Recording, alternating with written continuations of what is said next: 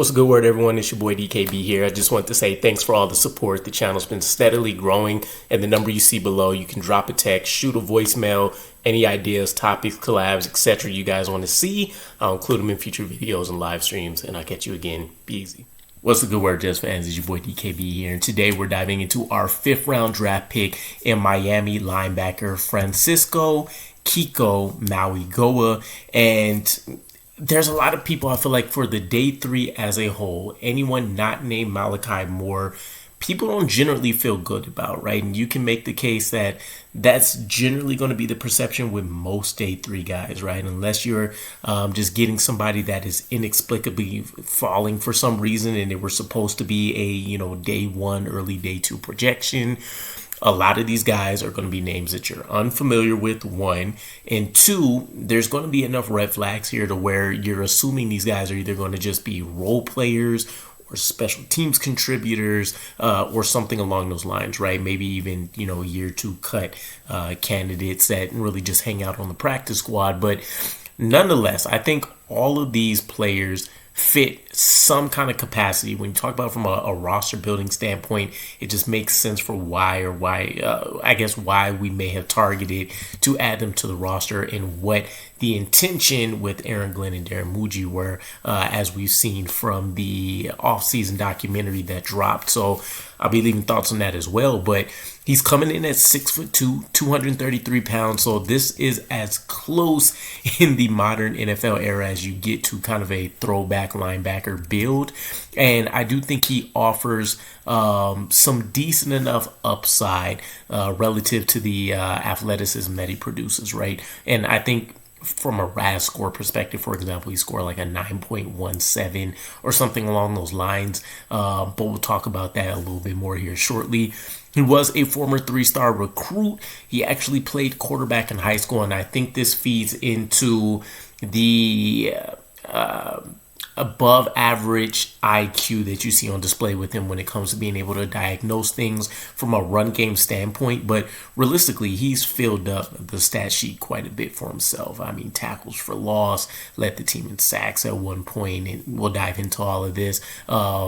Pass breakups, he's getting interceptions, he's turning those into touchdowns. So this is a guy that knows how to make an impact on the ball.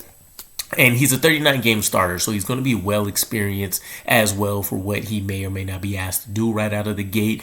Played almost exclusively at middle linebacker, so this is a guy that you're looking at as being the understudy now to Jamie Sherwood, right? And maybe you can have a similar effect. 2 different style and caliber of players, of course, but ideally this is a guy that could fit a role pretty strongly as a downhill thumper that becomes a 2-down player, core special teams contributor. If he can figure out some things on the coverage aspect, I think you can talk about him as being a reliable enough 3-down player, which would be huge for the Jets to find somebody like this on day 3. I think from the IQ perspective, again, he understands blocking schemes well enough so you can see that he's coming down in between the tackles, and if there's gaps that have opened up, whether that's due to the scheme or issues within the defense, he's able to come in there and make sure he plugs things up and makes a play on the ball. Some football bloodlines as well. His older brother plays center at Washington State, and his younger brother is playing tackle at Florida. So we'll see what ultimately ends up happening with those two, or at least the younger one, I should say. And then it's been highlighted, his work ethic, his coachability by the staff and players that have been around him. So this is a guy that should present as, minimal to zero character red flags for us. And he was a Shrine Bowl invite for everything he's been able to do, right? So looking at some of the accolades and things tied to him, tied for his team lead in forced fumbles when he was at Washington his sophomore year. Was a 2-time second team All ACC as a junior and senior with Miami. He was tied for the team lead in sacks as a junior with 7.5.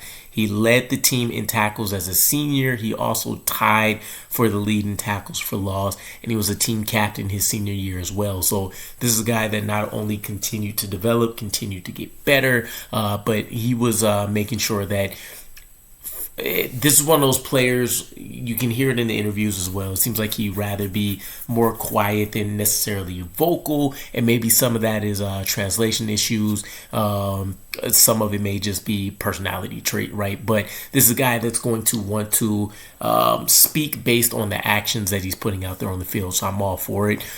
As mentioned, he did start off with Washington State his first 2 years before transitioning to Florida for his junior and senior year.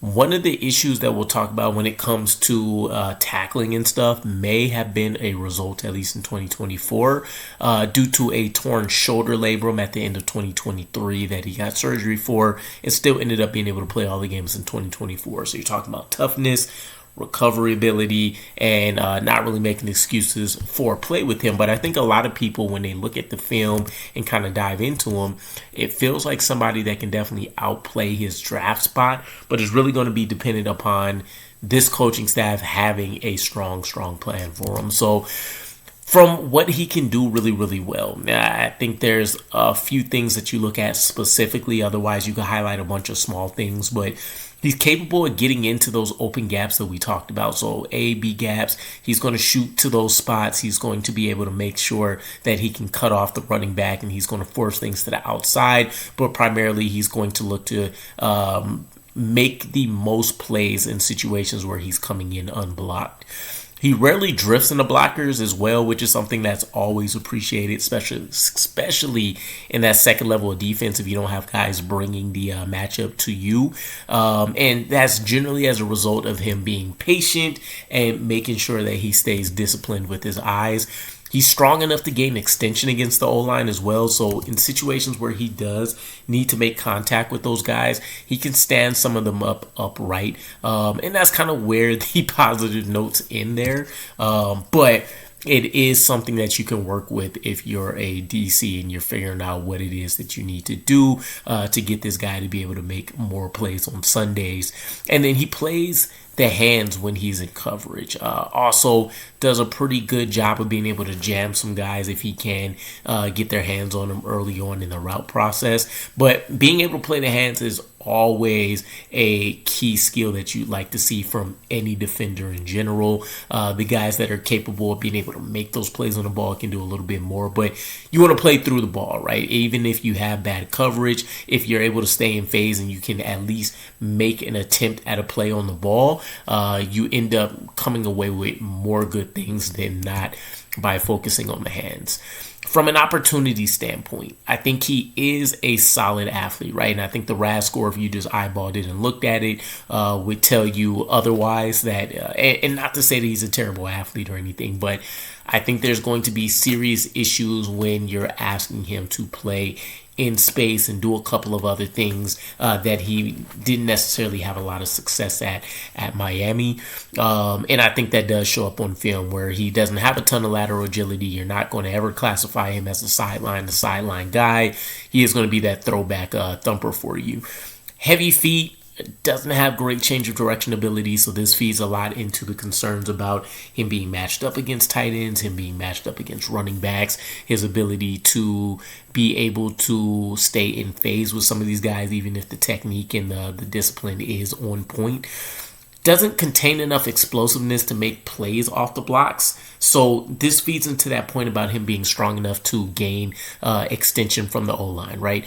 Theoretically, based on that, you should be able to disengage, fire to the ball, make a play, but he's not really capable of doing that, right? Essentially, when he gets that extension and he goes to disengage, you can see all said offensive linemen being able to stay with him and kind of just keeping his way, right? It's kind of that annoying flag football type situation where guys are like blocking you with their hands behind the back and just looking to kind of get in your way at that point. So you'd expect for him to be able to make some plays in those situations, but the athleticism just may not allow for it.